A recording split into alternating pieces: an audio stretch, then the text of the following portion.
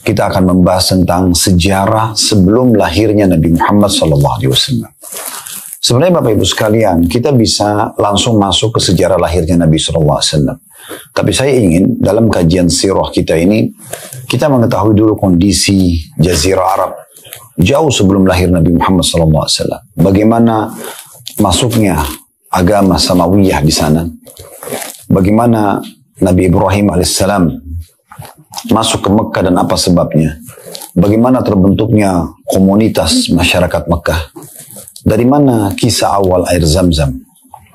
Bagaimana juga terbangunnya Ka'bah. Kemudian bagaimana disyariatkannya ibadah haji. Semua itu perlu kita ketahui. Dan juga teman-teman sekalian, ada di dalam buku-buku sejarah juga disebutkan kalau agama Yahudi dan Nasrani juga pernah masuk ke Jazirah Arab.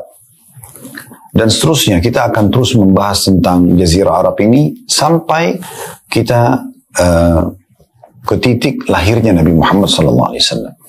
Jadi nanti kita betul-betul mengetahui secara lengkap bagaimana sebenarnya kondisi Jazirah Arab sebelum lahirnya Nabi Muhammad SAW. Ini sangat penting. Ya, supaya kita mengetahui juga nanti apa sebabnya Nabi Muhammad SAW diutus dari kota Mekah dan kenapa Mekah yang dipilih.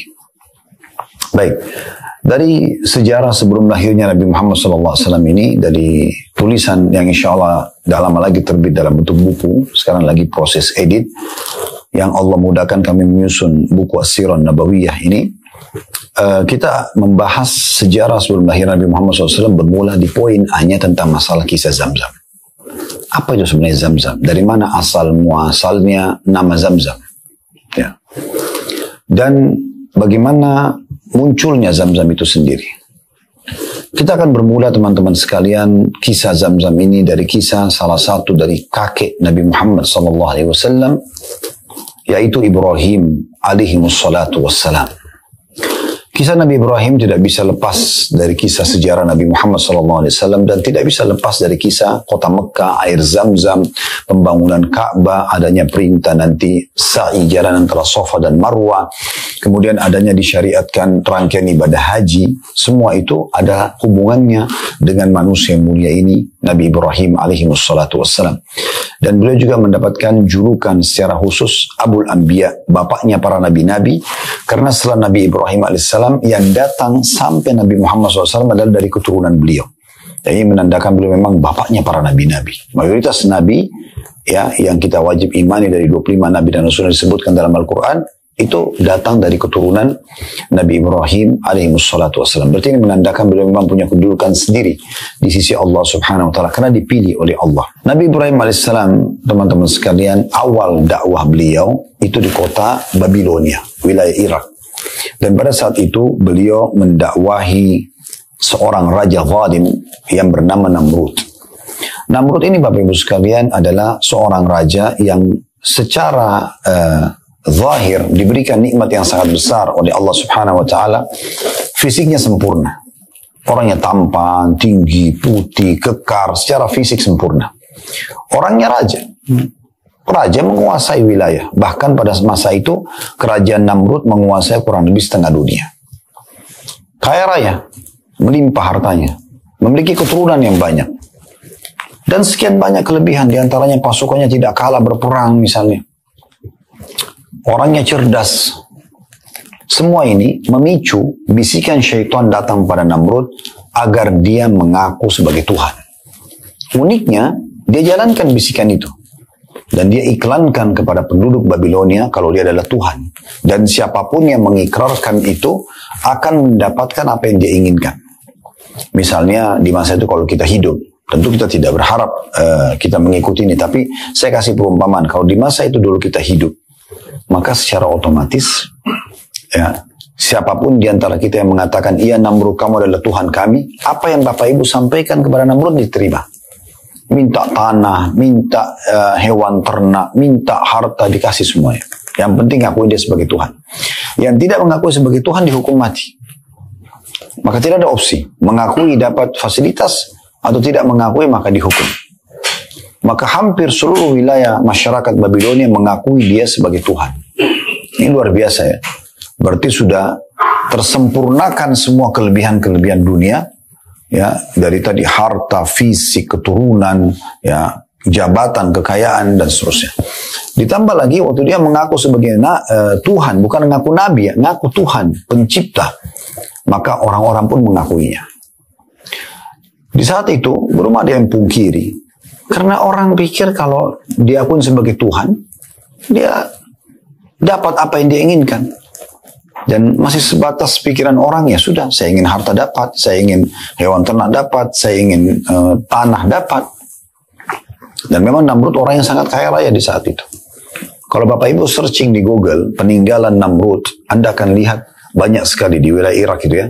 Sampai ada di klaim di situ ada patung yang kebetulan memang bagian kepala patung itu sudah terpotong dari fisiknya.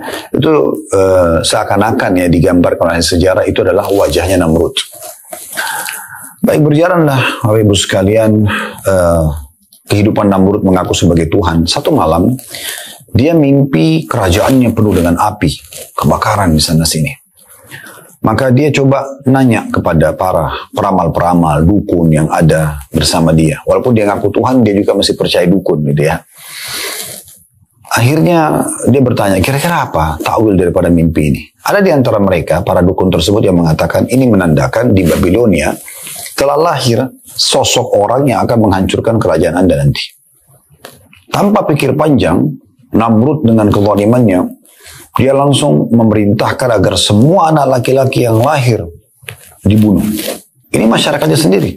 Maka pada saat itu, dan di malam yang dia iklankan, atau di hari yang dia iklankan akan dibunuh, kebetulan hari lahirnya Ibrahim AS. Maka ibu Ibrahim membawa lari Ibrahim menuju ke hutan. Dan dirawatlah oleh ibunya di sana. Karena kalau tidak akan dibunuh. Kebetulan ayah Nabi Ibrahim AS yang bernama Azar adalah orang yang sangat patuh dengan Namrud. Bahkan dia termasuk pandai patung, ya, orang yang membuat patung. Karena Namrud ini punya satu metode yang atau cara dia. Bagaimana caranya kalau masyarakatnya tidak bisa mendatangi istananya? Maka dia perintahkan agar dibuat biara-biara, tempat-tempat ibadah, dipenuhi dengan patung-patung yang mereka namakan dewa. Dewa hujan, dewa ini, rezeki, dewa, macam-macam. Mereka namakan dewa-dewa. Dan di setiap tempat pendewaan itu ada patung Namrud. Jadi orang kalau punya hajat apa-apa bisa datang, berikan sesajen di sana dan ucapkan hajatnya, maka Namrud akan penuhi. Nah, seperti itu kurang lebih. Maka Azar ini salah satu orang yang membuat patung itu. Tetapi karena dia tahu istrinya hamil dan dia tidak ingin anaknya dibunuh oleh Namrud, maka dia bilang sama istrinya, bawalah anak ini ke hutan. Kalau tidak akan dibunuh. Tinggallah Nabi Ibrahim AS di hutan. Ringkas cerita, saya tidak akan banyak membahas tentang masalah bagaimana hidupnya Nabi Ibrahim di hutan. Nanti insya Allah akan ada kajian kami. Saya sarankan juga Bapak Ibu insya Allah nanti bisa mengikutinya karena kami juga live. 2 bulan sekali kami membahas serial Nabi. Kemarin kami sudah membahas 2 kali pertemuan atau tepatnya 2 bulan. Karena sebulan sekali tentang Nabi Adam AS. 2 sesi. Nanti insya Allah kalau tidak ada halangan di pekan kedua, Sabtu kedua di Ramadan. Setelah kami balik umrah insya Allah di awal Ramadan nanti kita akan bahas Nabi Idris alaihissalam. Nah biasanya saya selang-selingkan. Kenapa saya katakan 2 bulan? Karena sebulan kami membahas tentang serial Nabi, sebulan lagi kami bahas serial sahabat Nabi. Jadi supaya bisa berjalan dengan baik insya Allah. Dan nanti di kisah Nabi Ibrahim AS kita lebih panjang membahas tentang masalah itu. Ini sekelumit kisah tentang Nabi Ibrahim AS karena yang kita fokusin adalah kisah Nabi Muhammad alaihissalam. Tapi saya bilang tadi di awal tidak bisa kita pisahkan antara kisah Nabi Muhammad SAW dengan kisah ayahnya Ibrahim alaihissalam. Baik, kisah Nabi Ibrahim AS ini disebutkan dalam Al-Quran di beberapa titik. Di antaranya kalau Bapak Ibu bisa buka di aplikasi handphonenya Al-Quran, maksud saya di aplikasi handphone, surah Maryam, surah nomor 19 ayat 41 sampai ayat 50. Saya ulangi lagi, surah Maryam, surah nomor 19, ayat 41 sampai ayat 50. Saya bacakan yang bunyi ayatnya, وَذْكُرْ فِي الْكِتَابِ إِبْرَاهِيمِ إِنَّهُ كَانَ صِدِّيقًا نَبِيًّا. Ceritakan hai Muhammad kisah Ibrahim dalam Alkitab atau Al-Quran. Sesungguhnya ia adalah seorang yang sangat membenarkan lagi seorang nabi. Yakin tentang Tuhannya Allah dan dia diutus menjadi seorang nabi. Itu ayat 41-nya. Ayat 42-nya, Allah SWT mengatakan, "Idh qala li abihi ya abati lima ta'budu ma la yasma'u wa la yubsiru wa la yughni 'anka syai'a." Jadi setelah Ibrahim alaihissalam mulai tumbuh besar, dewasa, dia sudah tidak tinggal di hutan lagi, dia kembali ke kota Babilonia. Kemudian mulailah dia melihat bagaimana sebenarnya keadaan kota Babilonia. Tentu ada kisah waktu dia masih di hutan, tinggal sama ibunya, sempat dia mencari jati diri dia dan jati diri Tuhannya. Dia ingin tahu siapa Tuhan, sampai Allah berikan hidayah ini. Saya tidak akan bahas itu karena itu akan kisah panjang. Sebagaimana saya katakan tadi, nanti akan ada kisah sendiri serial Nabi Ibrahim alaihissalam. Kita langsung saja masuk ke poin bagaimana dia pada saat sudah mulai dewasa, kemudian dia sudah mulai menerima wahyu dan sudah mulai tahu bahwasanya apa yang disembah oleh masyarakat kota Babilonia, yaitu menyembah Namrud dan patung-patung, itu kebohongan, kedustaan. Mereka membuat patung-patung sendiri, mereka yang memahatnya, mereka yang mewarnainya, mereka yang memberikan nama, mereka yang memikul di tempat yang mereka mau sembah. Kemudian mereka kalau rusak mereka perbaikin, lalu mereka mohon-mohon. Ini kan kebodohan namanya. Makanya di masa fase Mekah nanti yang kita akan pelajari insya Allah ke depan, dikatakan masa jahiliyah. Kenapa? Karena memang ya mereka sembah berhala yang mereka buat sendiri. Tidak bisa mendengar, tidak bisa melihat gitu ya. Dia waktu masuk menuju ke kota Babilonia, ibunya mempertemukan dengan ayahnya, Azar, lalu dia kaget melihat ayahnya menyembah berhala. Mulai dia berbicara dan berdialog dengan ayahnya. Nah ini ayat 42-nya dikatakan, "Idh qala li abihi." Pada saat dia berkata pada ayahnya, "Ya abati," wahai ayahku tersayang. Abati dalam bahasa Arab artinya ayahku tersayang atau tercinta. Dan kami sarankan kalau Bapak Ibu berminat, bisa Bapak Ibu mengajarkan kepada anak-anaknya agar memanggil dengan istilah ini, abati. Ya, saya pun mengajarkan anak-anak saya untuk memanggil saya dengan abati. Artinya ayahku sayang. Jadi bisa abi, bisa aba, biasanya gitu ya, bisa abi, banyak macam-macam ya. Bisa ayah tentunya, dalam bahasa Indonesia juga tidak masalah. Tapi saya cuma menyarankan karena ini panggilan disebutkan dalam Al-Quran. Perhatikan Allah mengatakan, "Idh qala li abihi ya abati." Ingatlah dan pelajarilah sewaktu dia Ibrahim berkata, "Wahai ayahku." Tepatnya abadi itu ayahku sayangnya. "Lima ta'budu ma la yasma'u wa la yubsiru wa la yughni 'anka syai'a." Mengapa engkau sembah berhala ini? Yang berhala ini sebenarnya tidak bisa mendengar, tidak bisa melihat, dan tidak bisa menolong kamu sedikit pun. Ayat 43-nya, "Ya abati, inni qad ja'ani minal ilmi ma lam ya'tika fattabi'ni ahdika siratan sawiyya." Wahai ayahku atau wahai bapakku tercinta, sesungguhnya telah datang kepadaku sebagian ilmu pengetahuan, wahyu dari Sang Pencipta Allah yang tidak datang kepadamu, maka ikutilah aku, niscaya aku akan menunjukkan kepadamu jalan yang lurus. Ayat 44-nya, "Ya abati la ta'budi syaitan, inna syaitana kana lirrahmani asliya." Wahai ayahku tercinta, jangan pernah kamu menyembah syaitan, karena yang memajak untuk sembah berhala, yang meyakini ada kekuatan-kekuatan dari jin yang berlebihan gitu ya, itu adalah dari syaitan. Sesungguhnya syaitan itu durhaka kepada Tuhan yang Maha Pemurah. Ayat 45-nya, "Ya abati inni akhafu an yamassaka 'adzabu minar rahmani fatakuna lisyaitani waliya." Wahai ayahku tercinta, wahai bapakku, sungguhnya aku khawatir bahwa kamu akan ditimpa azab dari Tuhan yang Maha Pemurah, Allah Subhanahu wa taala. Maka kamu menjadi kawan bagi syaitan. Lalu ayahnya pun merespon. Seraya mengatakan kepada Ibrahim, Azar, ayahnya yang tadinya menyembah berhala dan bahkan pembuat patung Tuhan-Tuhan itu, mengatakan di ayat 46-nya, "Qala aragibun anta an alihati ya Ibrahim." Azar berkata, "Bencikah kamu kepada Tuhan-Tuhanku, hai Ibrahim? Apa kau tidak mau ikut-ikutan sembah ini? Lain lam tantahi la arjumannak wahjurni maliya." Kalau kamu tidak berhenti mendakwakan ini, maka aku atau niscaya ya aku akan merajammu atau kamu akan aku rajam. Rajam sini maksudnya dihukum mati ya. Dan tinggalkanlah aku buat waktu yang lama. Artinya pergi. Mau aku bunuh, kau tinggalkan aku pergi. Aku nggak butuh dengan kamu.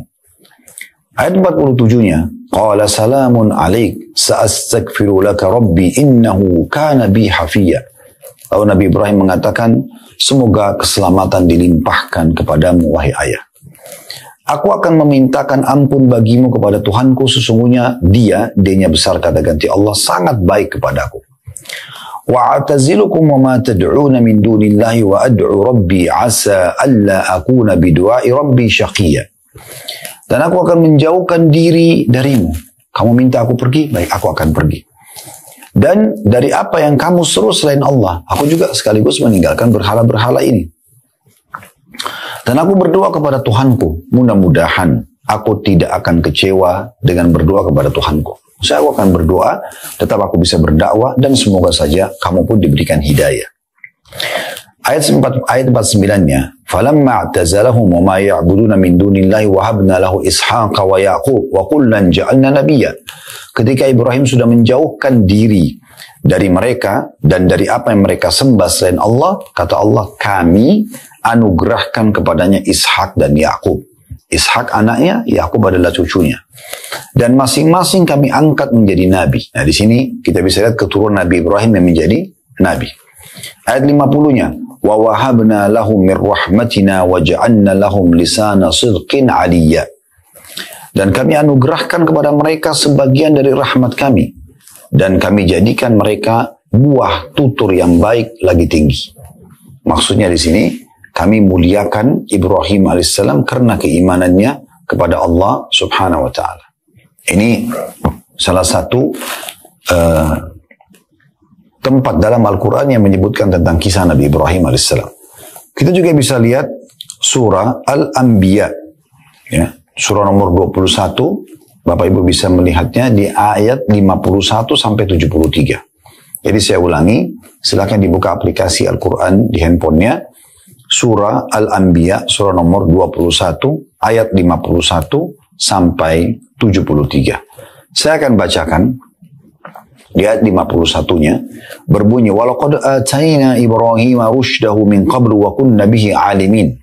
Dan sungguhnya telah kami anugerahkan kepada Ibrahim hidayah kebenaran sebelum dalam kurung Musa dan Harun. Karena Musa Harun adalah anak cucu Nabi Ibrahim AS.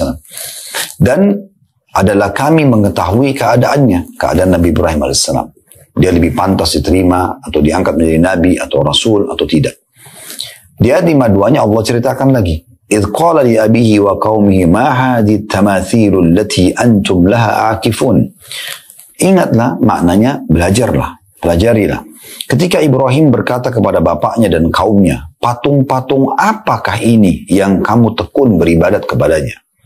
Ayat 53-nya, qalu wajadna aba'ana laha 'abidin. Mereka menjawab, kami mendapati bapak-bapak kami menyembahnya.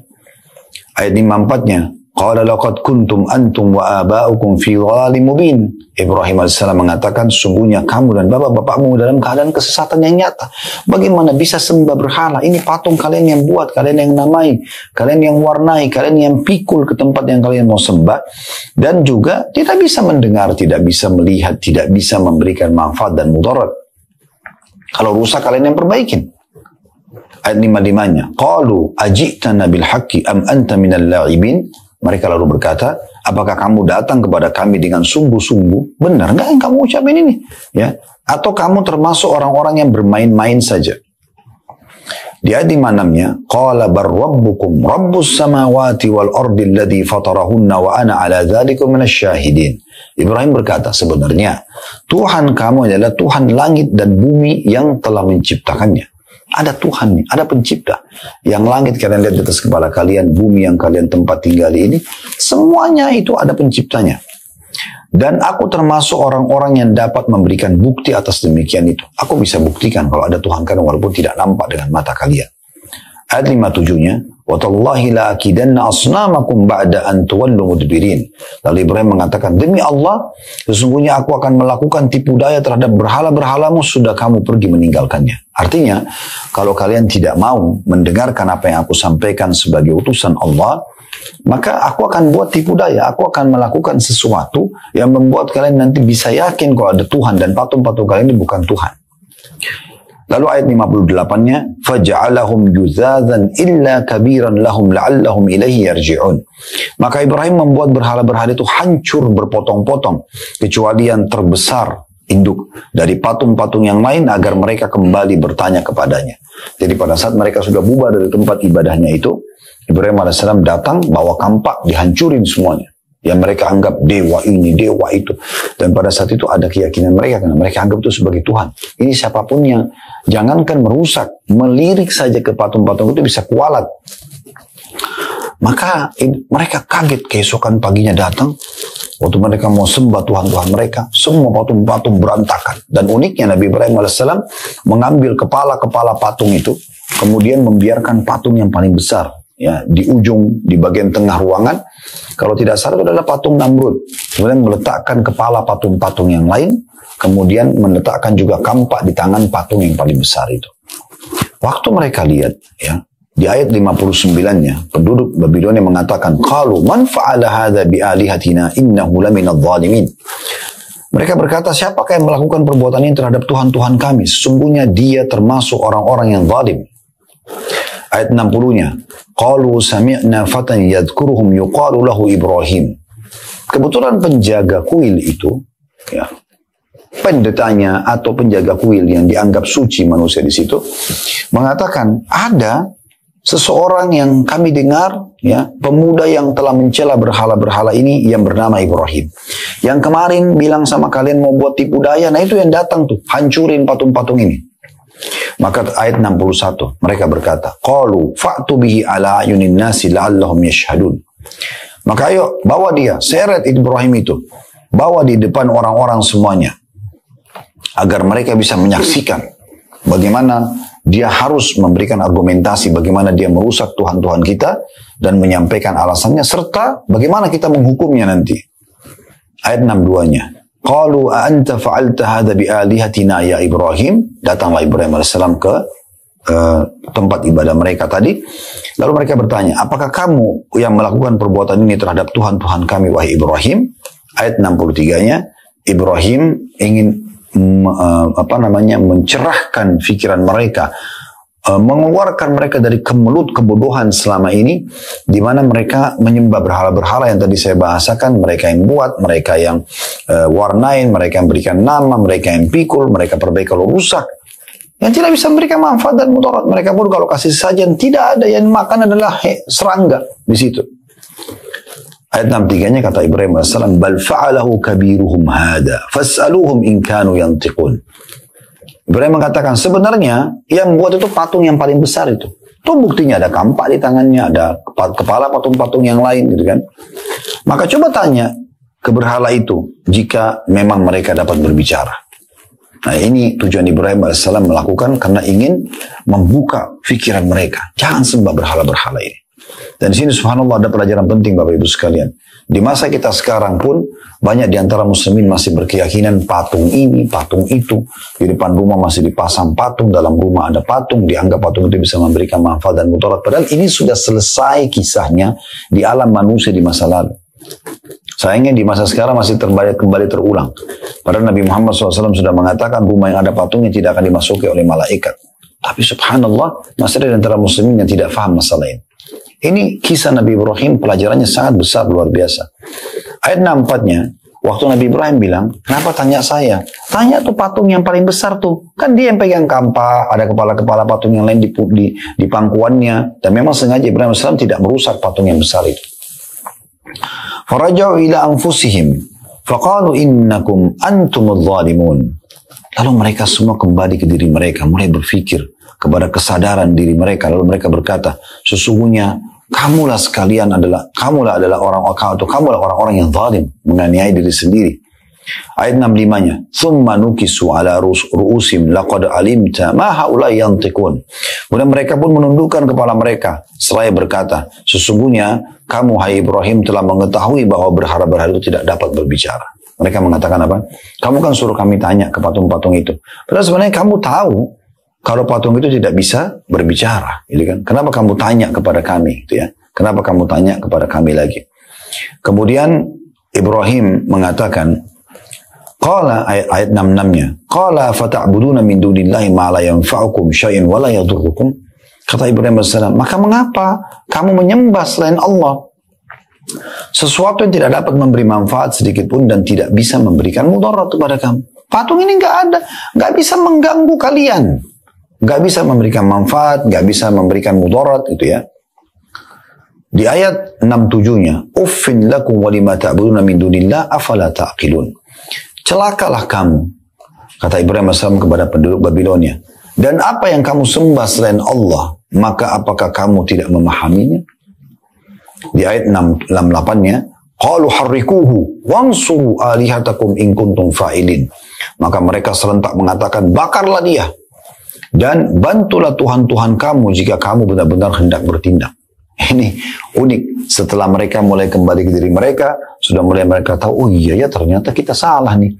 Tapi rupanya syaitan masih bisikin mereka dan mereka ikutin itu. Yaitu mereka bilang, ayo kita tolong Tuhan kita. Bunuh Ibrahim ini. Bakar dia. Maka pada saat itu mereka pun membakar api yang sangat besar, penduduk Babilonia. Dan mereka pikir, mungkin ini jenis siksaan yang paling dahsyat gitu ya. Karena kalau bunuh orang, dipenggal lehernya, ditusuk badannya, itu udah biasa. Mereka mau satu kematian yang spektakuler, yang membuat orang lain tidak akan lagi mengganggu Tuhan-Tuhan mereka gitu ya. Maka mereka pikir, oh yang paling bagus api. Karena sekuat apapun otot seseorang, kena api pasti kesakitan. Kalau pedang mungkin dia masih bisa tahan, ya mungkin dia pura-pura nggak sakit, atau pisau, atau digebukin ya. Tapi kalau api, sehebat apapun dia mau tahan dahsyatnya api, panasnya nggak mungkin bisa. Maka mereka buat api yang sangat besar. Sebagian riwayat menyebutkan kalau saking besarnya api itu, kalau ada burung yang lewat di atasnya maka tiba-tiba hangus gitu ya, karena panasnya. Namun mereka lupa Ibrahim alaihissalam bersama Tuhan alam semesta ini. Maka Allah berfirman di ayat 69-nya, Qulna ya naru kuni bardan wa salaman ala Ibrahim. Kami berfirman, hai api, menjadi dinginlah dan menjadi keselamatanlah bagi Ibrahim. Maka api itu tidak berbahaya bagi Ibrahim AS. Yang ciptakan api adalah Allah, yang membuat sifat yang panas adalah Allah, dan Allah mampu mengubahnya menjadi dingin. Maka Allah mengatakan, perintahkan pada api yang mereka nyalakan itu, agar menjadi dingin dan menjadi keselamatan bagi Ibrahim AS. Maka mereka coba berusaha membakar Nabi Ibrahim, tapi Nabi Ibrahim AS tidak terbakar sama sekali. Ayat 70-nya, wa aradu bihi kaidan faja'alnahumul akhsarin. Maka pada saat hendak mereka membuat makar terhadap Ibrahim, mereka mau bakar, membunuhnya, maka kami menjadikan justru mereka adalah orang-orang yang paling rugi. Mereka mempermalukan diri mereka sendiri. Jadi ayat ini teman-teman sekalian memberikan gambaran kepada kita bagaimana sekelumit kisah Nabi Ibrahim AS. Ya. Kemudian di ayat 71 saya tadi bilang sampai ayat 73 ya. Ayat 71-nya wa najjaynahu wa lutan ilal ardil lati barakna fiha lil alamin. Dan kami selamatkan Ibrahim dan Lut ke sebuah negeri yang kami telah memberkahinya untuk sekalian manusia. Maksudnya ke Palestina. Setelah masyarakat Babilonia menolak dakwah beliau, maka Allah pun memerintahkan Nabi Ibrahim AS untuk pindah lokasi dakwah dan tepatnya ke negeri Syam. Ya, dan waktu itu pusatnya adalah Palestina. Ya, pergi ke sana bersama dengan ponakannya bernama Lut, yang akhirnya diangkat juga menjadi Nabi Lut. Anda tentu tahu kisah kaum Nabi Lut yang mereka melakukan homoseksual. Itu ada juga bahasan sendiri ya. Tapi waktu itu termasuk yang beriman pada risalah Nabi Ibrahim AS adalah ponakannya bernama Lut, dan akhirnya Allah utus untuk mendakwai wilayah lain gitu ya. Ayat 72-nya, wa wahabna lahu ishaqa wa yaquba nafila wa kullan ja'alna salihin. Karena kesabaran Ibrahim dalam berdakwah, menjelaskan argumentasi agama Allah dan penolakan Allah dan mempermalukan mereka dengan sesembahan yang tidak ada manfaatnya itu, maka Allah mengaruniakan kepada Ibrahim keturunan Ishak dan Yakub sebagai suatu anugerah dari kami, dan masing-masing kami jadikan orang-orang yang saleh. Maksudnya Ishak dan Yakub.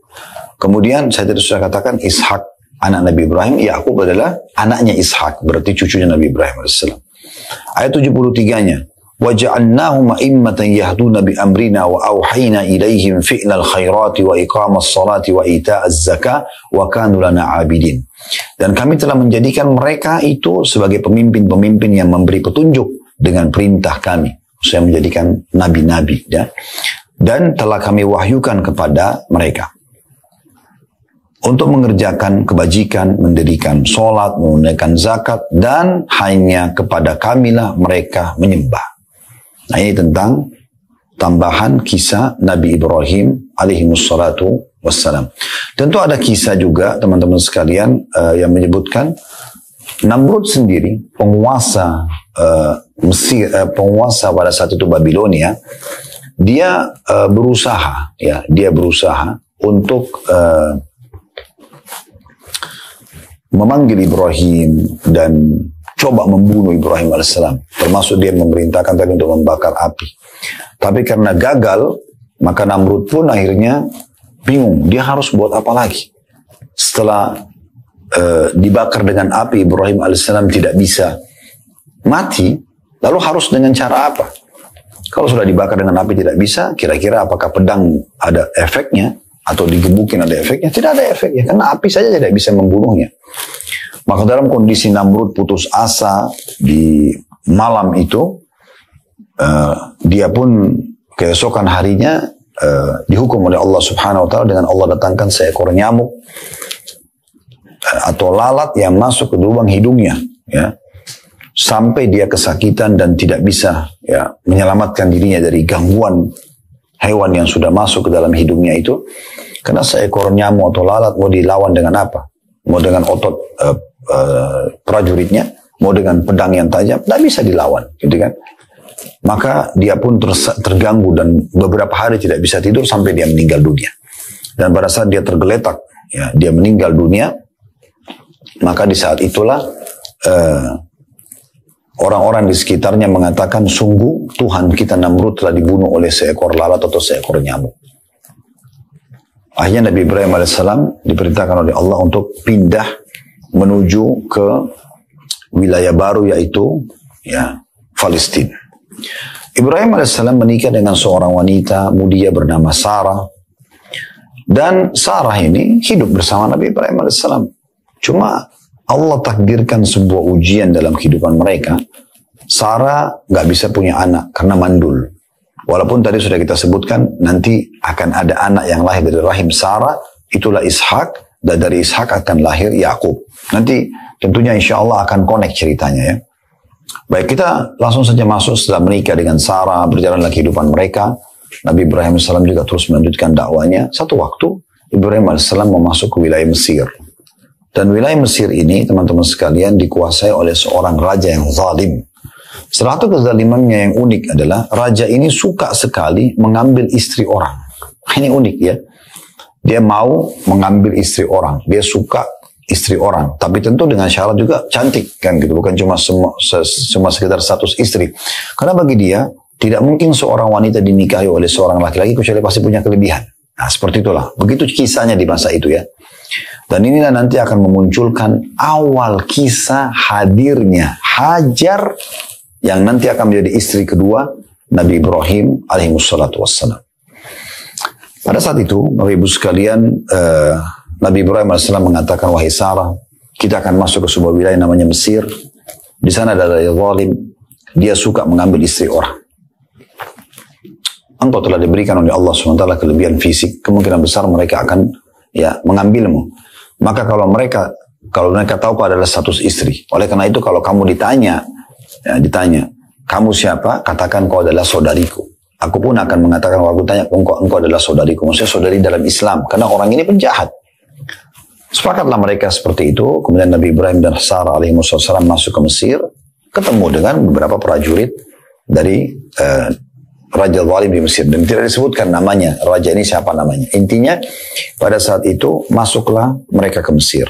Dan ketemu dengan prajurit-prajurit raja zalim ini. Begitu melihat kecantikan Sarah, tanpa banyak bicara, bahkan tidak perlu memastikan dia adalah istri atau bukan istrinya Ibrahim, dirampas, dibawa ke raja.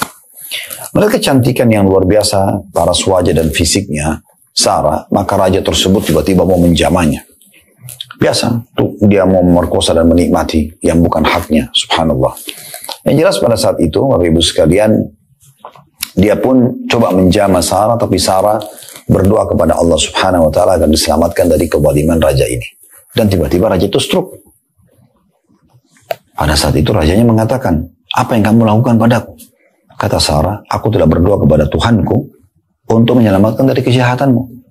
Maka raja itu bilang, kalau begitu tolonglah mohon kepada Tuhanmu agar menyembuhkanku dan aku tidak akan ganggu kamu. Sarah pun berdoa di hadapan raja itu agar disembuhkan oleh Allah, dan ternyata disembuhkan betul. Raja ini pikir ini permainan, masa tiba-tiba stroke, tiba-tiba sembuh. Dia coba menjamah Sarah yang kedua kalinya. Sarah berdoa lagi, Allah selamatkan. Sekarang stroke-nya lebih parah. Tadi satu tangan, sekarang mungkin dua tangan parah stroke-nya. Maka dalam kondisi dia seperti itu, dia mengatakan, apa yang kau lakukan padaku? Raja itu tanya kepada Sarah. Sarah mengatakan, aku memohon kepada Allah, Tuhanku akan diselamatkan dari keburukanmu. Raja itu mengatakan, kalau gitu, mohonlah lagi kepada Tuhanmu agar aku diselamatkan. Dan aku tidak akan ganggu kamu. Sarah berdoa dan sembuh lagi. Raja ini masih penasaran. Dia coba jamah yang ketiga kalinya. Di situ Sarah berdoa lagi, stroke-nya lebih besar, hampir seluruh tubuhnya, kecuali bagian wajahnya. Maka dalam kondisi ketakutan, si raja itu mengatakan, tolong minta kepada Tuhanmu. Saya janji dan semua pegawai saya, siapapun yang ada di istanaku ini akan jadi saksi kalau aku tidak akan lagi menjamahmu. Tapi sembuhkan saya. Maka Sarah pun berdoa kepada Allah Subhanahu wa Ta'ala agar dikaruniahi, diberikan oleh Allah Subhanahu wa Ta'ala kemudahan untuk menyembuhkan, atau agar Allah menyembuhkan orang zalim ini. Dan hanya sembuh. Setelah sembuh, dalam beberapa buku sejarah disebutkan, Raja zalim ini mengatakan kepada para pengawalnya, datanglah kalian dan segera keluarkan perempuan ini dari istanaku. Sebab yang kalian bawa adalah jin dan bukan manusia. Nah, pada saat itu, dikeluarkanlah Sarah dengan baik-baik dari istana. Namun si raja ini sempat berpikir. Dia khawatir. Kalau sampai Sarah sudah pergi, dan ternyata dia stroke lagi, gak ada yang bisa menolong dia, karena Sarah sudah pergi. Maka dia pun berusaha mengambil hati Sarah, sambil mengatakan, tolong maafin saya. Sebagai bukti saya serius, saya akan menghadiahkan kepadamu wanita terbaik Mesir. Maka dia pun menghadiahkan Hajar kepada Sarah. Nah, di sini awal mula Hajar masuk dalam kehidupan Sarah.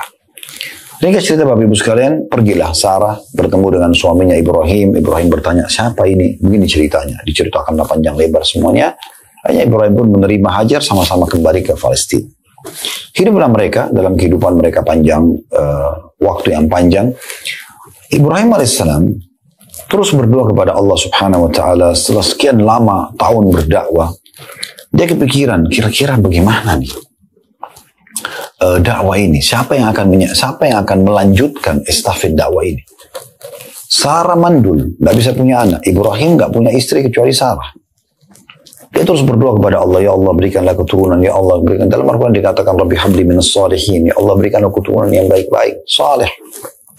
Supaya ada yang melanjutkan estafet dakwah ini.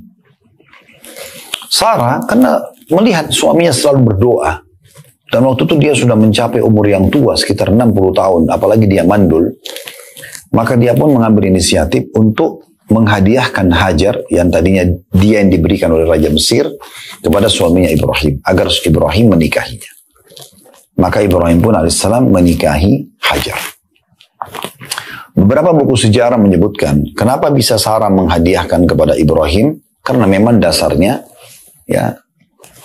Hajar ini dianggap seperti budaknya Sarah, budaknya Sarah. Karena memang dasarnya dia dihadiahkan oleh Raja Mesir tadi, Ada sebagian juga mengatakan bukan budak, bukan budak, dia wanita mulia, wanita Mesir mulia. Tapi ini khilaf di antara ulama. Intinya sebenarnya Sarah akhirnya meminta Ibrahim agar menikahi Hajar. Dinikahi oleh Ibrahim alaihissalam, ringkas cerita seperti itu. Dan teman-teman sekalian, pada saat dinikahi, kuasa Allah Subhanahu wa Ta'ala, Hajar hamil dan melahirkan anak Ismail. Disinilah awal sekali Nabi Ibrahim alaihissalam mendapatkan keturunan.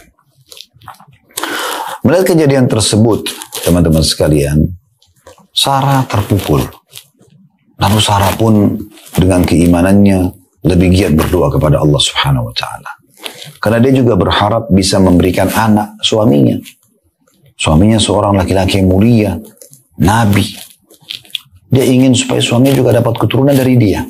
Maka dia mohon terus kepada Allah Subhanahu wa Ta'ala. Terjadi satu mukjizat yang luar biasa untuk Nabi Ibrahim AS dan keluarganya. Malaikat Allah datangkan khusus menyampaikan informasi kalau Sarah akan hamil di umur tuanya dan mandul. Serta akhirnya melahirkan Ishak. Jadi dalam waktu yang berdekatan, setelah sekian tahun tidak punya anak, Ibrahim AS memiliki 2 anak sekaligus dan dua-duanya laki-laki yang akhirnya melanjutkan estafet ya dakwah agama Allah Subhanahu wa taala. Nah, ini yang terjadi. Dan pada saat Allah mengutus malaikat untuk menyampaikan berita gembira Sarah akan hamil, maka di saat itu sekaligus malaikat-malaikat tersebut diperintahkan oleh Allah untuk menghancurkan kaum Nabi Lut, pelaku homoseksual. Nah, Nabi Ibrahim AS ada di Palestina, kaum Lut ada di Jordania. Jordan dan Palestina dipisahkan Laut Mati. Nah, sebagian ahli sejarah mengatakan di sekitar Laut Mati itulah dibinasakan kaum Lut. Dan tentu Nabi Lut dan orang-orang beriman diselamatkan oleh Allah Subhanahu wa taala, tapi ada satu keluarga Nabi Lut yaitu istrinya yang ikut dihukum oleh Allah Subhanahu wa taala karena mendukung perbuatan keji kaumnya. Bapak Ibu bisa lihat surah Az-Zariyat surah nomor 51 ayat 24 sampai 30. Nah, sebelum kita baca ini, kalau Anda masih ingat pertemuan kita yang perdana kemarin ya, di waktu kita membahas pembukaan Sirah Nabawi, saya katakan dengan mempelajari Sirah Nabawi kita bisa lebih mengenal Al-Quran, kita mengetahui sebab nuzul Al-Quran, ya, sebab turunnya ayat-ayat Al-Quran. Dan itu luar biasa, karena kita nanti akan banyak sekali seperti ini, ya, menyebutkan coba Bapak Ibu lihat ayat Al-Quran di surah ini, ayat ini, itu kajian Sirah Nabawi itu kuat sekali dengan dalil-dalilnya, ya.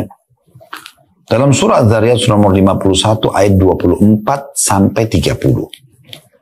Allah berfirman, Hal ataka hadithu dhaifi Ibrahim al-mukramin. Sudah sampaikah kepadamu hai Muhammad cerita tentang tamu Ibrahim, yaitu malaikat-malaikat yang dimuliakan. Ayat 25-nya. Idh dakhalu alaihi faqalu salaman qala salamun qaumun munkarun. Ingatlah, maksudnya pelajarilah. Ketika mereka para malaikat masuk ke tempatnya Ibrahim, seraya mengatakan kesejahteraan untukmu. Salam, assalamualaikum. Ibrahim menjawab, kesejahteraan juga untuk kalian, wahai orang-orang yang tidak dikenal. Karena waktu itu malaikat menjelma menjadi manusia. Ayat 26-nya, ini sebelum kita baca ayatnya, Nabi Ibrahim AS juga dikenal dengan bapaknya para penjamu tamu. Beliau suka sekali dengan tamu. Dalam beberapa riwayat disebutkan setiap kali istrinya menghidangkan makan, beliau tidak pernah makan sendiri, tapi beliau buka pintu rumahnya, siapa saja yang lewat dipanggil untuk makan bersama-sama. Nah, di sini diceritakan dalam Al-Quran di ayat 26 surah Az-Zariyat, lanjutan tadi yang kita baca, bagaimana sifat karam atau kemuliaan Nabi Ibrahim AS. Dia suka sekali dengan tamu. Maka dia pun, Bapak Ibu sekalian, ya, Ibrahim AS, Allah mengatakan, Faraga ila ahli faja bi'ijlin samin. Maka dia pun pergi secara diam-diam masuk ke dalam rumahnya karena tamu sudah datang. Dia tidak kenal tamu ini siapa. Ya subhanallah, beda sekali dengan kita ya, kadang-kadang subhanallah. Kita mungkin kalau ada orang bel pintu kita tanya dulu, iya kenapa? Ya, Nabi Ibrahim AS orang datang disambut, dianggap sebagai tamu. Mau niatnya baik, mau jahat itu belum tahu gitu ya. Yang penting beliau menghormati tamunya. Dan ini sesuai dengan hadis Nabi SAW. Man kana yu'minu billahi wal yawmil akhir falyukrim dhaifa. Siapa yang mengaku beriman kepada Allah dan hari akhir, dia harus memuliakan tamunya. Maka pada saat itu dia masuk diam-diam menemui keluarganya. Kemudian dibawanya daging anak sapi yang gemuk. Dia sembelih anak sapi, dimasak, dikelola ya, terus dihidangkan untuk tamunya. Dia tidak tahu ini malaikat kah, manusia kah, karena malaikat itu menjelma jadi manusia. Ayat 27-nya, faqarrabahu ilaihim qala ala ta'kulun. Lalu dihidangkanlah untuk para tamu yang malaikat tadi oleh Ibrahim AS. Lalu Ibrahim mengatakan, silahkan makan. Ayat 28-nya, fa'aujasa minhum khifa qalu la takhaf wa basyaru bi gulamin alim. Tapi mereka tidak mau makan. Maka pada saat itu Ibrahim mulai merasa takut. Siapa orang-orang ini? Kok bisa mereka tidak mau makan hidangan seperti ini? Kalau manusia pasti mau makan daging fresh, baru disembeli, bumbu-bumbunya enak. Kok nolak gitu? Ya. Maka mulai Ibrahim merasa takut. Maka para malaikat mengatakan, janganlah kamu takut. Dan mereka memberi kabar gembira kepada Ibrahim tentang kelahiran anak yang alim. yaitu Ishak. Anak yang saleh yang bernama Ishak yang akan lahir dari Sarah. Pada saat itu, Ibrahim sudah yakin ternyata ini adalah malaikat yang Allah utus, karena malaikat bisa datang dalam wujud malaikat, bisa juga datang dalam wujud manusia, gitu ya. Di ayat 29-nya, فَأَقْبَلَتِ امْرَأَتُهُ فِي صَرَّةٍ فَصَكَّتْ وَجْهَهَا وَقَالَتْ عَجُوزٌ حَكِيمٌ. Kemudian istri Nabi Ibrahim, maksudnya Sarah, waktu dengar bahwasanya ada berita gembira, istrimu akan hamil, akan ada anak dan Allah kasih nama Ishak. Maka istri Nabi Ibrahim memekik lalu menepuk mukanya sendiri. Maksudnya bersuara sambil menepuk pipinya. Biasanya orang-orang masa dulu begitu kalau dia kaget gitu ya. Dengan dua tangan tentunya. Seraya mengatakan, aku adalah seorang perempuan tua dan mandul. 60 tahun umurnya. Dan mandul memang dari awal gak bisa hamil. Seakan-akan dia kaget. Bagaimana bisa saya punya anak? Ayat 30-nya. Qalu kadzaliki qala rabbuki innahu wal hakimul alim. Para malaikat menjawab, demikianlah Tuhanmu memfirmankan, sesungguhnya dialah, dianya besar kata ganti Allah, yang maha bijaksana lagi maha mengetahui. Ayat 31. Qala fama khatbukum ayyuhal mursalun. Tentu sampai di sini kisah kita ya. Kisah tentang bagaimana Sarah hamil, berita gembira dan akhirnya melahirkan Ishak. Sampai ayat 30. Kalau Bapak Ibu mau baca nanti ayat 31, ayat 32, itu tentang cerita diskusi, dialog antara Nabi Ibrahim dengan dua malaikat tentang masalah penyiksaan kaum Lut. Ini mungkin tidak kita bahas ya.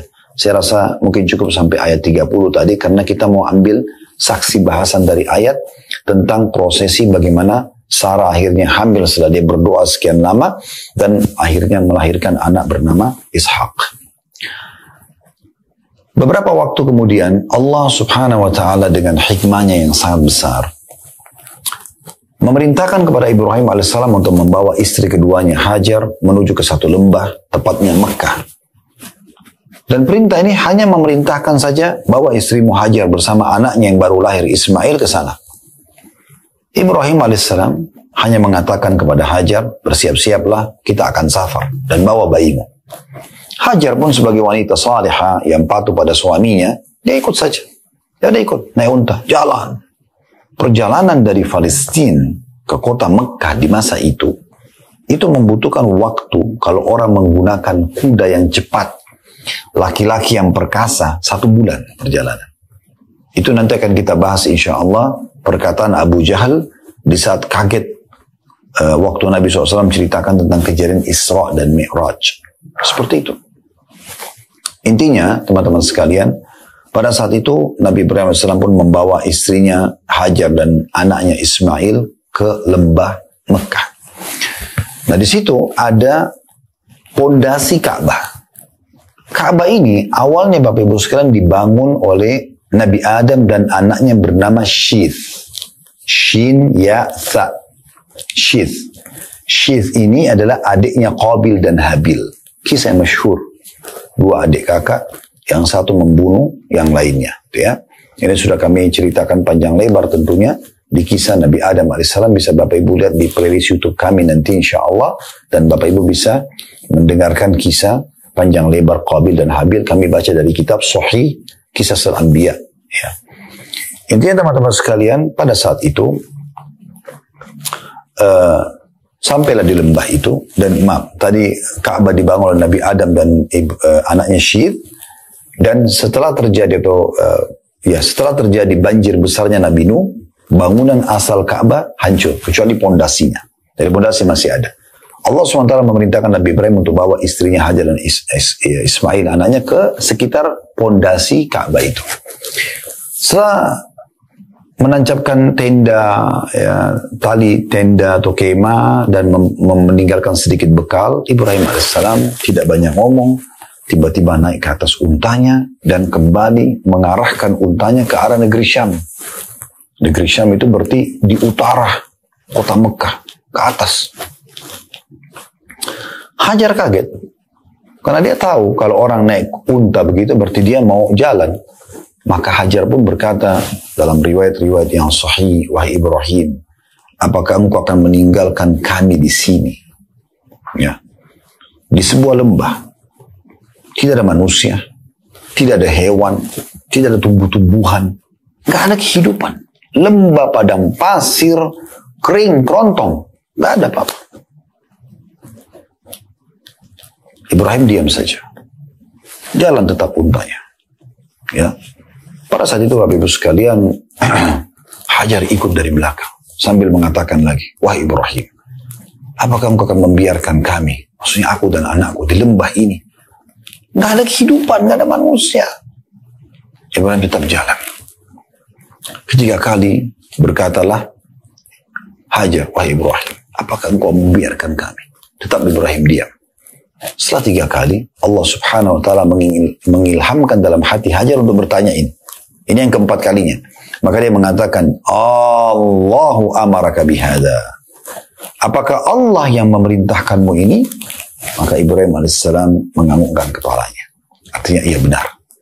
Cuma Ibrahim tidak tega untuk membahasakan karena dia harus meninggalkan istri dan anaknya. Dalam Al-Quran digambarkan Mekah waktu itu biwadin ghairi dhi dhara. Di sebuah lembah yang tidak ada pepohonan. Tidak usah pohon basah, pohon kering, nggak ada. Padang pasir gersang. Maka Hajar mengucapkan satu kata, atau maaf, kalimat, susunan kalimat, yang perlu diukir dengan ukiran emas. Luar biasa. Menunjukkan keimanannya. Maka dia mengatakan, idzan lan yudayyi'ana.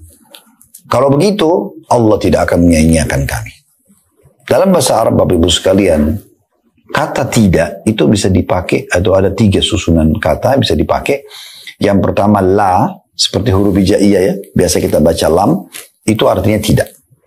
Ada lam sama mim, dibaca lam, artinya tidak pernah. Ada lam sama nun, dibaca lan. Yang ketiga ini, lam sama nun, itu artinya tidak akan pernah. Apa kata Hajar kepada suaminya? Idzan lan yudayyi'na, lan. Kalau begitu tidak akan pernah Allah membiarkan kami, menyanyiakan kami. Udah, Ibrahim alaihissalam akhirnya jalan, Bapak Ibu sekalian. Jalan. Dan bagaimana Ibrahim, namanya manusia biasa ya, merasa sedih juga meninggalkan istri dan anaknya di lembah seperti ini ya. Dan Allah menggambarkan dalam surah Ibrahim. Bapak Ibu bisa buka surah nomor 14 ayat 37. Kembali kita buka Al-Quran. Bagaimana Allah gambarkan tentang tadi perpisahan Hajar dengan suaminya Ibrahim. Karena setelah itu Ibrahim pergi meninggalkan istrinya. Karena memang perintah Allah subhanahu wa ta'ala. Ibrahim cuma tinggalkan Hajar dan anaknya Ismail pulang ke Palestina. Tugas lagi. Begitu patuhnya Nabi Ibrahim AS sampai Nabi Ibrahim pun pergi akhirnya. Di ayat 37 surah Ibrahim, Allah subhanahu wa ta'ala berfirman, ya, Nabi Ibrahim mengatakan, ya, Rabbana inni askantu min dzurriyyati biwadin ghairi dhi dhar'in 'inda baitikal muharram Rabbana liyuqimus shalah faj'al af'idatan minan nasi tahwi ilaihim warzuqhum minats thamarati la'allahum yashkurun. Ya Tuhan kami, sambil jalan menuju ke Palestina, dia berdoa, Nabi Ibrahim AS, sungguhnya aku telah menempatkan dan meninggalkan sebagian keturunanku, keluargaku, Hajar dan anaknya Ismail, di lembah yang tidak memiliki tanam-tanaman, tapi di dekat rumahmu yang mulia, Ka'bah. Walaupun bangunan Ka'bah itu runtuh. Nanti akan kita jelaskan, insya Allah di pertemuan-pertemuan akan datang bagaimana prosesi pembangunan Ka'bah ya. Tapi itu ada di dekat rumahmu yang mulia Ka'bah. Ya Tuhan kami, karena pengorbanan ini dan tujuannya sebagaimana Engkau perintahkan agar mereka mendirikan sholat, maka jadikanlah hati sebagian manusia cenderung kepada mereka. Ada yang datang mampir supaya hidup, terbentuk komunitas wilayah itu. Nanti kita jelaskan terbentuknya komunitas masyarakat Mekah dalam sehari. Dan berilah mereka rezeki dari buah-buahan dan mudah-mudahan mereka bersyukur.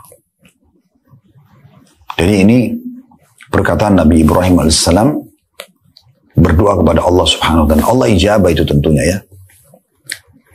Selepas kepergian Ibrahim alaihissalam, Hajar tadinya masih melihat bayangan suaminya, antara percaya dengan tidak, sampai bayangan Ibrahim hilang. Begitu sudah tidak ada gambaran, fitrah manusianya muncul. Bagaimana ini? Bagaimana hidup di sini nih? Gak ada manusia bisa ada komunikasi. Kalau sakit, kalau lapar, gak ada hewan, gak ada tumbuh-tumbuhan, lembah gersang.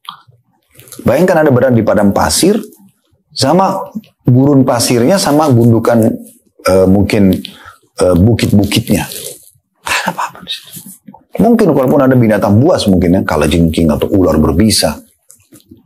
Intinya teman-teman sekalian pada saat itu Hajar mulai khawatir. Dan yang paling membuat dia khawatir adalah air. Ini kalau habis air gimana bisa hidup ini? Maka dia tiba-tiba muncul inisiatif di benaknya, saya coba cari di mana ada air. Dia letakkan anaknya Ismail di sekitar pondasi Ka'bah. Dia pun belum tahu kalau di situ adalah pondasi Ka'bah.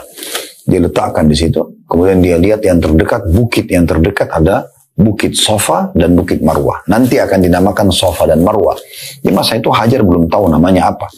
Hajar cuma niat ingin sekali mencari air. Dia pun naik ke Bukit Sofa. Ingin melihat di sekelilingnya ada air nggak nih? Ada manusia nggak? Ada apalah kehidupan gitu ya. Matanya melihat garis lurus berhadapan dengan Bukit Sofa, ada Bukit Marwah. Dan Bapak Ibu perlu tahu, kalau di musim panas, ya mungkin kalau Anda sudah pernah haji, mungkin di antara teman-teman yang hadiri acara kita mungkin pernah haji, di musim haji biasanya musim panas ya.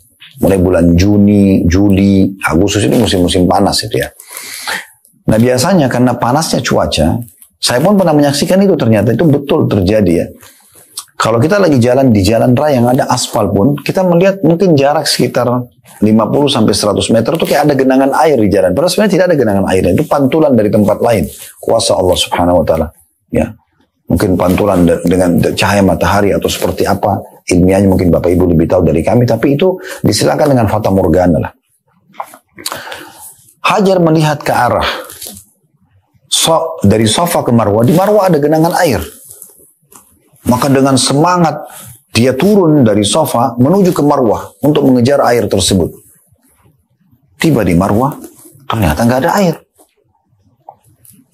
Dia lihat lagi ke Sofa, Sofa ada genangan air, tapi fata morgana. Dia turun lagi dari Marwah menuju ke Sofa. Sampai di Sofa, nggak ada air. Anda bayangkan di terik matahari yang panas, ya harus berlari-lari. Sekarang saja dengan ada AC di Masjidil Haram, dari Sofa ke Marwah, sudah cukup membuat kita haus. Sampai disiapkan air zam-zam situ kan tidak asing bagi Anda yang sudah pernah sa'i gitu ya.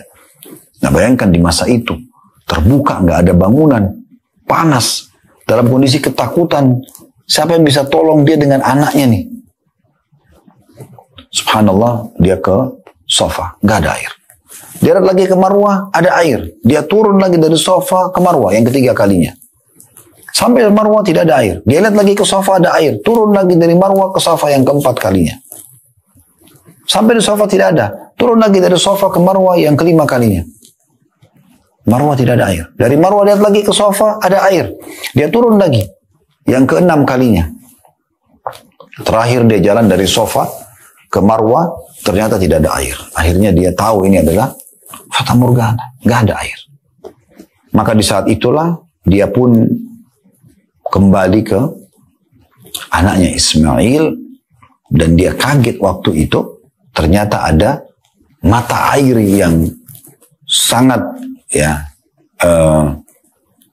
jernih dan juga air yang sangat banyak keluar. Dan dalam kondisi dia sudah letih dan memang tadinya ingin cari air, maka dia pun membendung air, mata air tadi itu sambil menggunakan bahasa asli wilayah dia. Dia kan dari Mesir waktu itu. Dia mengatakan zam-zam. Artinya berkumpullah, berkumpullah. Jadi arti zam-zam itu berkumpullah, berkumpullah gitu ya. Kata Nabi Muhammad SAW, semoga Allah merahmati ibunya Ismail andai saja dia tidak membendungnya, dia tidak buat bendungan kecil supaya air itu tidak hilang, dia ketakutan hilang, maka Zam-Zam akan menjadi lautan yang sangat luas.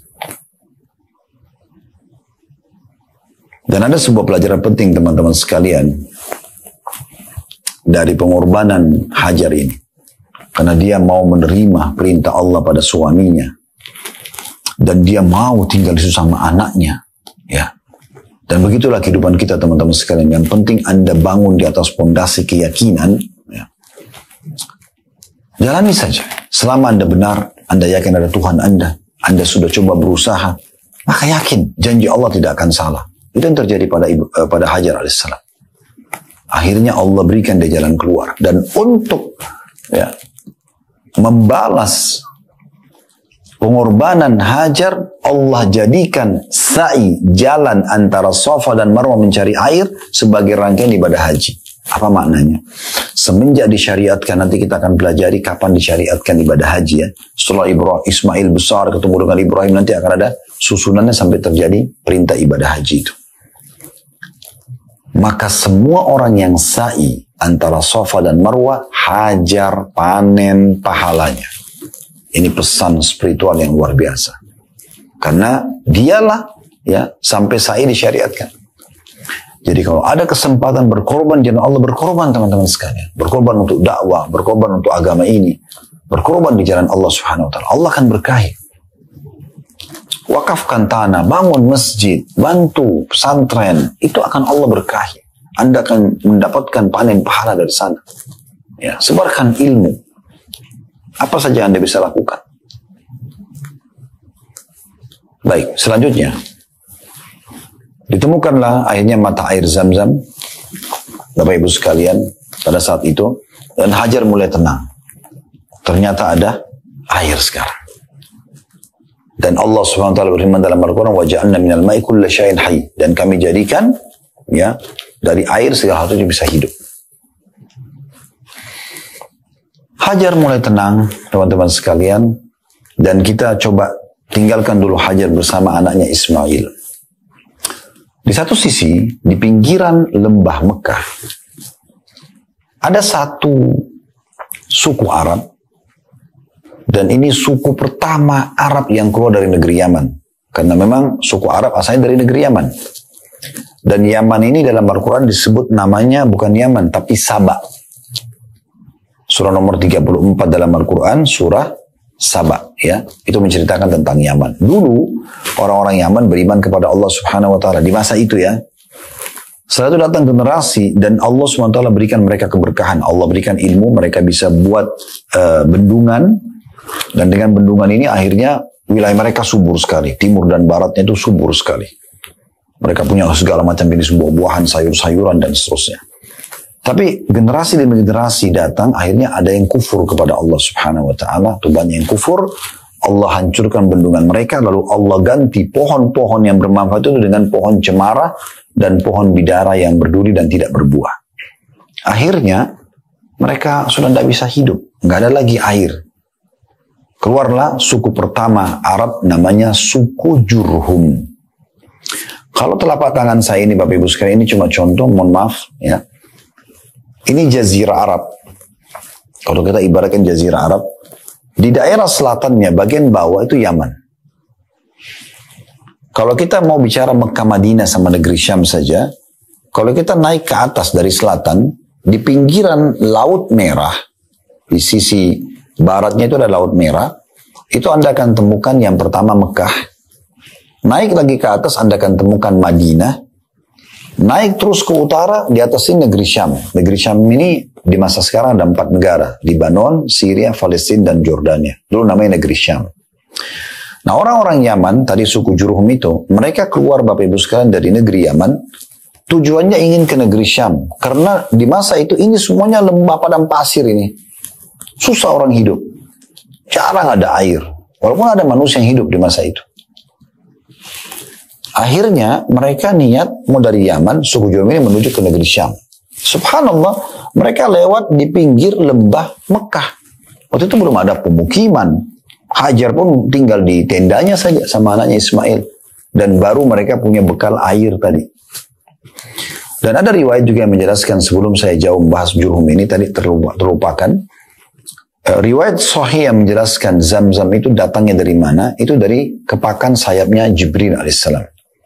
Karena ada riwayat, itu yang paling dipilih oleh para ulama, ada riwayat yang menjelaskan itu dari bekas pijakan kaki untanya Nabi Ibrahim, ada juga yang mengatakan dari sentakan kakinya Nabi Ismail atau menangis, gitu ya. Tapi yang paling kuat adalah pendapat pertama Jibril AS yang Allah perintahkan untuk mengeluarkan air Zam-Zam itu. Nah, kita kembali ke Jurhum tadi.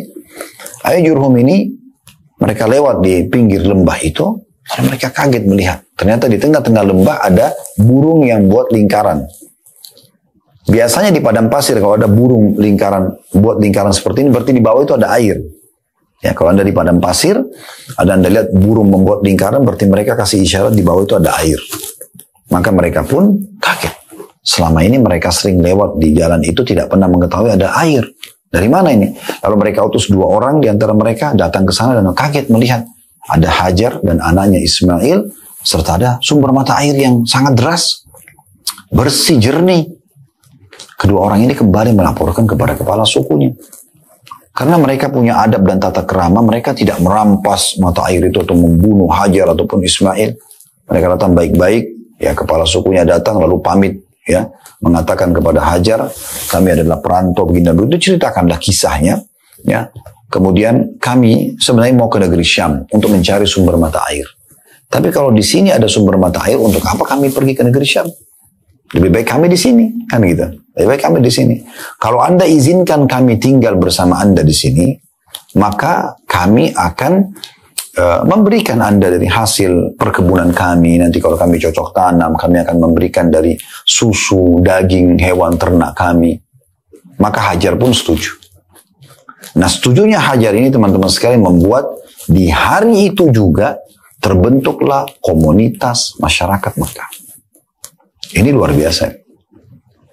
Nah, Allah menggambarkan tentang negeri Saba tadi dalam surah Saba, surah nomor 34. Teman-teman bisa buka surah Saba, surah nomor 34 di ayat 15 sampai 17. Di ayat 15 sampai ayat 17. Jadi kita menguatkan tadi apa yang kita sampaikan tentang negeri Saba itu dalam ayat Al-Quran.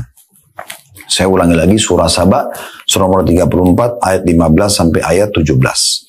Baik, saya akan bacakan ayat 15-nya dalam surah Saba ya. Laqad kana lisaba'in fi maskanihim ayah, jannatani ayyamini wa shimal. Kulu min rizki rabbikum washkuru lah baldatun tayyibatun rabbun ghafur. Sesungguhnya pada kaum Saba, negeri Yaman di masa itu ada tanda-tanda kekuasaan Tuhan Allah di tempat kediaman mereka, yaitu 2 buah kebun di sebelah kanan dan kirinya. Maksudnya timur dan baratnya. Kepada mereka dikatakan, ya, ini firman Allah SWT kepada mereka, makan olehmu dari rezeki yang dianugerahkan Tuhanmu dan bersyukurlah kamu kepadanya. Dengan itu, ya, maka negerimu akan menjadi negeri yang baik dan Tuhanmu adalah Tuhan yang Maha Pengampun. Ayat 16-nya, fa'aradu fa'arsalna 'alaihim sailal arimi wa baddalnahum bi jannatayhim jannataini dhawatai ukulin khamtin wa athlin wa syai'in min sidrin qalil. Tapi mereka berpaling. Ada generasi yang datang setelah mereka beriman, itu berpaling. Mereka tidak mau beriman, mereka tidak mau bersyukur. Maka kami datangkan kepada mereka banjir yang besar. Dihancurkan bendungan mereka, ya. Waktu itu dinamakan dalam beberapa buku sejarah Saddul Ma'rib, bendungan Ma'rib itu ya. Maka banjir itu datang menghancurkan bendungan mereka, dan kami ganti kedua kebun besar mereka di timur dan barat untuk negeri Saba yang besar itu. Ya, 2 kebun yang ditumbuhi pohon-pohon yang berbuah pahit, ya, pohon cemara, ya, dan juga pohon sidir. Sidir ini dalam beberapa terjemahan tafsir atau dalam tafsir disebutkan pohon asl itu adalah pohon cemara ya, yang sehingga cuma bisa bernaung tapi tidak bisa diambil manfaat darinya, tidak ada buahnya dan seterusnya ya, yang bisa diambil manfaatnya. Dan pohon sidir ini yang ditumbuhkan oleh Allah SWT biasanya ada buahnya, ini tidak ada buahnya tapi berduri saja. Ayat 17 yang Allah mengatakan, "Dzalika jazainahum bima kafaru wa hal nujazi illal kafur." Demikian kami memberi balasan kepada mereka, kami hancurkan bendungan mereka, kami ganti buah-buahan dan nikmat yang ada pada mereka dengan hal-hal yang tidak ada manfaat, tidak bermanfaat bagi mereka karena kekufuran mereka. Dan kami tidak menjatuhkan azab yang demikian melainkan hanya kepada orang-orang yang kafir saja. Orang-orang yang kafir saja. Nah, ini tentang cerita penduduk Saba di dalam Al-Quran. Nah, teman-teman sekalian, kita akan tutup pertemuan kita dengan ini tentunya karena saya bilang tadi kita di poin A tentang sejarah air Zam-Zam. Semua panjang lebar ini tentang kisah air Zam-Zam gitu kan. Tapi saya ingin Bapak Ibu betul-betul mengetahui lengkap ceritanya. Saya bisa mengatakan Nabi Ibrahim mendatang, lalu kemudian meletakkan Hajar dan Ismail, lalu kemudian mulailah cerita Zam-Zam saja. Tapi dengan ini tadi Anda tahu Nabi Ibrahim alaihissalam siapa, sedikit sekelumit kisahnya. Kemudian perjuangan Hajar dan bagaimana kisah Hajar masuk dalam kehidupan Nabi Ibrahim alaihissalam. Kemudian juga bagaimana melahirkan anak Ismail, kemudian bagaimana Sarah pun memiliki anak Ishak, dan seterusnya sampai akhirnya ketemu Zam-Zam. Dan juga bagaimana akhirnya komunitas penduduk Mekah terbentuk dalam hari yang sama, keluarnya suku Jurhum dengan kisah mereka dari negeri Sabah tadi. Baik Bapak Ibu sekalian, pada saat itu mulailah kehidupan terbentuk di Mekah. Mereka bangun, buat rumah, masih standar dari tanah liat, dari batu-batu yang ada. Mulailah mereka hidup dari air Zam-Zam, bercocok tanam. Mereka menghidupkan ternak mereka, gitu kan. Sampai akhirnya terbentuklah kota Mekah yang luar biasa.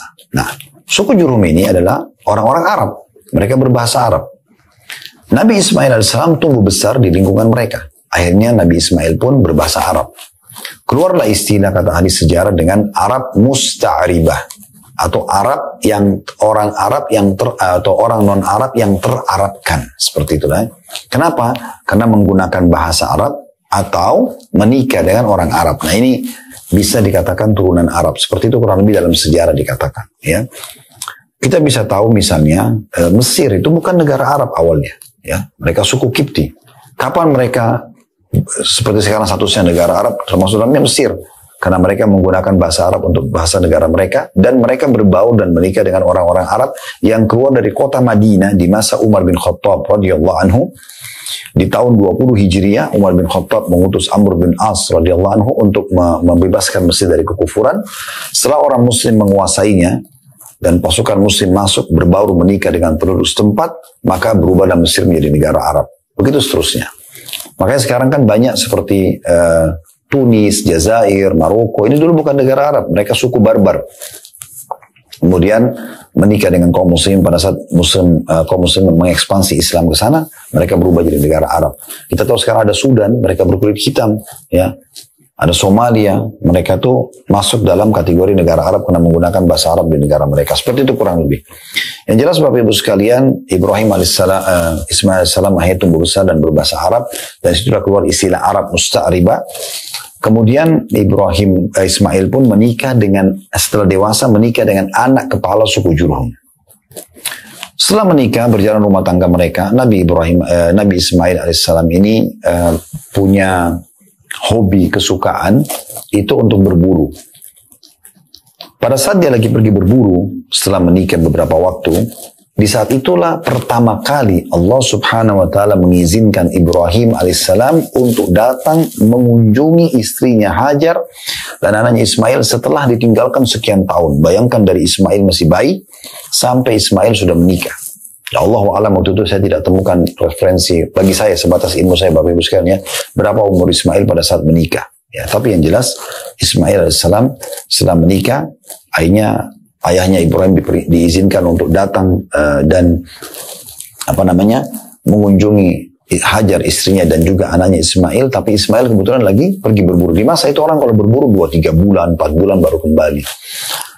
Nabi Ibrahim alaihissalam pergi mengunjungi rumah Ismail, dan kemudian karena masa itu tidak ada foto, orang tidak tahu wajah orang. Kalau sekarang kan kita bisa kenal siapapun seluruh dunia dengan mendatangkan fotonya atau videonya, kita jadi kenal, oh ternyata mukanya orang ini seperti ini. Di masa itu tidak ada. Maka berkatalah Ibrahim alaihissalam untuk datang ke rumah Ismail, bagaimana kehidupan kalian, kemana suamimu? Istrinya mengatakan lagi berburu. Ya, kemudian ditanya bagaimana kehidupan kalian? istrinya Ismail ini menyampaikan keluh kesah banyak sekali. Susahlah inilah. Intinya tidak bersyukur kepada Allah Subhanahu wa ta'ala. Maka setelah mendengar itu kata Ibrahim alaihissalam, nanti kalau suamimu kembali yang Ismail, sampaikan ada seseorang tamu yang datang bernama Ibrahim, dan sampaikan agar dia mengganti tiang pintu rumahnya. Maka Ibrahim alaihissalam pun duduk beberapa waktu bersama Hajar, namun karena Ismail belum kembali dan Allah Subhanahu wa ta'ala perintahkan agar Nabi Ibrahim kembali ke negeri Syam, kembalilah dia. Tak lama kemudian Ismail balik dari berburu, setelah ketemu ibunya Hajar, dan disampaikan kalau ternyata ada ayahnya Ibrahim datang segala macam. Dia pun gembira tapi sedih juga satu sisi karena belum ketemu, ya, dari bayi belum ketemu. Lalu kemudian dia pun pulang ke rumah, lalu dia tanya istrinya, apakah ada tamu datang? Kata istrinya, iya ada. Siapa namanya? Seorang yang bernama Ibrahim. Apa pesannya? Pesannya agar engkau mengganti tiang pintu rumahmu. Maka Ismail pun mengatakan, itu adalah ayahku Ibrahim, dia seorang Nabi Allah, dan dia memerintahkan aku untuk menceraikanmu. Maka Ismail pun menceraikan istrinya. Kemudian Ismail menikah lagi dengan salah satu dari keturunan, ya, dari anak suku, anak juga terkenal di situ, anak suku yang lain, gitu ya. Menikahlah dia dengan istri yang kedua ini, dan Ibrahim alaihissalam pada saat itu mendapatkan perintah lagi, ya, yang kedua kalinya untuk datang mengunjungi Hajar dan Ismail. Pergilah ke Mekah. Subhanallah, Ismail baru menikah dengan istri keduanya ini, dan dia pun pergi berburu lagi di waktu yang bersamaan. Ibrahim datang setelah mengunjungi istrinya Hajar, dia datang ke rumah anaknya Ismail, tanya istrinya, mana suamimu? Lagi pergi berburu. Bagaimana kehidupan kalian? Maka istrinya mengatakan, kehidupan kami alhamdulillah cukup, semua syukur. Ya, menandakan wanita ini baik. Maka kata Ibrahim alaihissalam, nanti kalau suamimu pulang, sampaikan kalau ada tamu bernama Ibrahim, dan sampaikan agar dia mempertahankan tiang pintu rumahnya. Gak lama kemudian, takdir Allah Subhanahu wa ta'ala menentukan seperti itu. Ismail balik dan Ibrahim masih ada di Mekah. Dia pulang ke rumahnya, lalu dia tanya istrinya, ada yang datang? Ada. Seorang namanya Ibrahim. Apa pesannya? Pesannya agar engkau mempertahankan tiang pintu rumahmu. Maka kata Ismail, itu adalah ayahku Ibrahim, dia seorang nabi, dan dia memerintahkan aku untuk mempertahankan rumah tangga denganmu. Selesai itu, Ismail langsung segera menuju ke rumah ibunya, Hajar, bertemu dengan Ibrahim, ayahnya pertama kali. Setelah melepaskan rindu, bercerita panjang lebar, berbicara tentang syariat Allah Subhanahu wa ta'ala. Baru hari pertama. Malamnya, Nabi Ibrahim AS tidur. Subhanallah, takdirnya Allah, Nabi Ibrahim mimpi melihat anaknya disembelih. Ismail ini. Baru ketemu, baru lepaskan rindu. Mimpi melihat menyembelih anaknya. Dan mimpi para nabi-nabi benar, wahyu. Ya, beda dengan mimpi kita ya. Kalau mimpi nabi-nabi itu pasti wahyu. Nah, seperti itu. Maka pada saat itu Bapak Ibu sekalian, Ibrahim pun akhirnya bingung harus bagaimana nih. Tapi ini wahyu. Dia segera memanggil Ismail lalu menceritakan. Bagaimana anakku? Aku melihat dalam mimpi aku menyembelihmu. Maka di luar prediksi, Nabi Ismail lalu mengatakan, wahai ayahku, lakukan apa yang diperintahkan kepada anda. Dan anda akan menemukan saya termasuk orang-orang yang sabar. Dalam mimpi, Nabi Ibrahim AS melihat titik yang dia harus menyembelih anaknya Ismail. Maka dia pun akhirnya ya pergi sama anaknya Ismail ke titik yang dia lihat dalam mimpi itu. Namun di tengah jalan, iblis datang dan menggodanya. Apakah engkau yakin akan menyembelih anakmu? Apakah begitu dan begitu? Nabi Ibrahim AS sangat yakin dengan keimanannya. Dia pun mengambil 7 butir batu dilempar ke arah syaitan itu. Nah, syaitannya pergi. Dia jalan lagi beberapa langkah, datang lagi iblisnya. Dilempar lagi sama Nabi Ibrahim AS 7 butir batu. Pergi lagi syaitannya. Melangkah lagi langkah ketiga, di beberapa jarak dari situ, datang lagi iblis. Dilempar lagi oleh batu. Dengan batu oleh Nabi Ibrahim AS, akhirnya tidak datang lagi. Sampai Nabi Ibrahim sampai ke titik yang akan disembelih. Pada saat dua-duanya sudah pasrah, Nabi Ismail sudah ditidurkan di atas batu, Nabi Ibrahim AS sudah mengangkat pedang akan menyembelih, Di saat itu Allah SWT datangkan Jibril alaihissalam yang menahan pedangnya Nabi Ibrahim dan menyampaikan engkau telah membenarkan mimpi wahai Ibrahim. Maka pada saat itu digantikanlah Ismail dengan hewan sembelian yang besar. Maksudnya di sini domba. Coba kita lihat teman-teman sekalian kisah ini dalam surah Saffat, surah nomor 37 dalam Al-Quran. Surah Saffat ayat 102 sampai 111. Ya. 102 sampai 111. Ya. Dan insya Allah pertemuan kita tutup dengan ini ya. Sekali lagi surah Saffat, surah nomor 37 ayat 102 sampai 111. Bunyinya, ya. Di 102-nya, Falamma balaga ma'ahu as-sa'ya qala ya bunayya inni ara fil manami anni adbahuka fanzur madza tara. Qala ya abati if'al ma tu'mar satajiduni insyaallah minas sabirin. Maka tak kala anak itu sampai pada umur sanggup berusaha bersama-sama Ibrahim. Maksudnya sudah ketemu, sudah dewasa. Ibrahim berkata di hari pertama ketemu sama anaknya, hai anakku, sesungguhnya aku melihat dalam mimpi bahwasanya aku menyembelihmu. Maka coba fikirkan bagaimana pendapatmu. Berikan aku pendapat. Ini tadi yang saya bilang di luar prediksi. Nabi Ibrahim ternyata anaknya Ismail menjawab ini. Ismail menjawab, hai bapakku. Dan ini ingat ya, digunakan lagi istilah abati. Wahai ayahku sayang. Kerjakanlah apa yang diperintahkan kepada anda atau kepadamu. Insya Allah kamu akan mendapatiku termasuk orang-orang yang sabar. Ayat 103-nya. Falamma aslama wa tallahu lil jabin. Tak kala keduanya telah berserah diri dan Ibrahim membaringkan anaknya atas pelipisnya. Nyatalah kesabaran keduanya pada saat itu. 104-nya, ayat 104. Wa nadainahu ayya Ibrahim. Dan kami seru Ibrahim panggil pada saat itu, hai Ibrahim. Qad saddaqta ru'ya inna kadzalika najzil muhsinin. Sungguhnya kamu telah membenarkan mimpi itu. Sesungguhnya demikianlah kami memberi balasan kepada orang-orang yang berbuat baik. Ayat 106-nya, inna hadza lahuwal bala'ul mubin. Sungguhnya ini benar-benar suatu ujian yang nyata. Karena memang dia harus ikuti mimpinya dan menyembelih anaknya bukan main-main. Ayat 107, wa fadainahu bidhibhin azim, dan kami tebus anak itu Ismail dengan seekor sembelihan yang besar. 108-nya, wa tarakna alaihi fil akhirin, dan kami abadikan untuk Ibrahim pujian yang baik di kalangan orang-orang yang datang kemudian. 109-nya, salamun ala Ibrahim, kesejahteraan dilimpahkan atas Ibrahim. 110-nya, kadzalika najzil muhsinin, begitulah kami membalas orang-orang yang berbuat baik. 111-nya, innahu min ibadinal mu'minin, begitulah ya hamba, dia termasuk hamba-hamba kami yang beriman.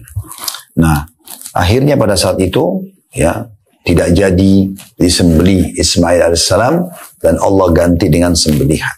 Dan nanti insya Allah ke depannya kita akan lanjutkan di poin ya setelah membahas panjang lebar kisah sejarah Zamzam dan juga pertemuan antara Ibrahim dan Ismail alaihissalam dan setelah tidak jadinya disembelih.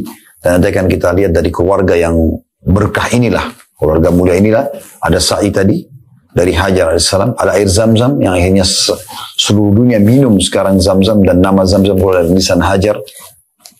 Kemudian kita juga melihat bagaimana ada perintah untuk menyembelih ya di situ, dan Ibrahim patuh dan Ismail kepada Tuhannya, dan akhirnya nanti akan ada syariat kurban, dan sampai sekarang kita pun menjalankan syariat itu di Idul Adha dan di musim haji. Kemudian juga ada nanti hukum atau syariat dalam haji itu jumrah, melontar setan ya di 3 titik tadi yang Nabi Ibrahim melempar. Nanti akan kita jelaskan di pertemuan akan datang insya Allah tentang masalah kisah pembangunan Ka'bah serta juga perintah haji. Itu akan kita bahas insya Allah di pertemuan akan datang. Mudah-mudahan ini bisa diambil faedah dan Allah ikhlaskan niat kita, dan insya Allah bisa diambil pelajaran dari sirah Nabawi ini. Kedepannya sekali lagi kita akan bahas kisah pembangunan Ka'bah dan perintah haji dengan izin Allah SWT. Kita lihat kalau bisa selesaikan kita selesaikan. Dan kalau memang masih ada waktu pun nanti kita akan coba tambah dengan bahasan yang lain. Tapi bahasan kita akan sampai di sini insyaAllah. Kalau benar dari Allah, silakan diambil dan diamalkan. Kalau ada salah dari saya, mohon dimaafkan dan saya istighfar kepada Allah Subhanahu Wa Taala. Subhanakallahumma bihamdika, asyhadu an la ilaha illa anta, astaghfiruka wa atubu ilaik. Wassalamualaikum.